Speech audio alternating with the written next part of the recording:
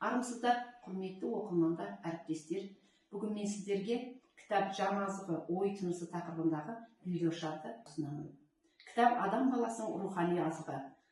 Адам кітапты оқыған сайын оның зейіні ашылады, өмірге деген көзқарасы өзгереді. Кітап оқу адамды артық ойлардан арылтып, миын тыныштандырып, рухани жетілуге септігін тигізеді. Адамның білімін толықтырып, ақылына ақыл қосар бірден бір құрал кітап. Жалпы адам мен кітап арасындағы байланыс шытырман толы жол сияқты. Өйткені әр кітап парағын ақтарған сайын жаңа дүниелерге көз жеткізесің.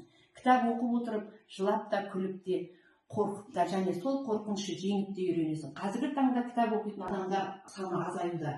Бірақ бұл адам мүлдем кітап оқымайды деген емес, тек бұл оқитын адамдардың саны кемуінде. Алайда адамға бұл дүниеде керек болса, қажет етсе, ештеңеге қарамай кітапқа деген қызығушылығын жоғалтпайды. Әр адам өз қызығушылығына қарай кітап оқиды.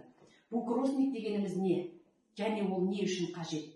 Букросник ағылшын тілінен аударғанда кітап алмасу, халықаралық қоғамдық қозғалыс. Мұның миссиясы том-том кітаптарды бостандыққа шығару және кітап оқу идеясын насихаттау. Букросник бұл кітап сатып алудың баламаларының бірі.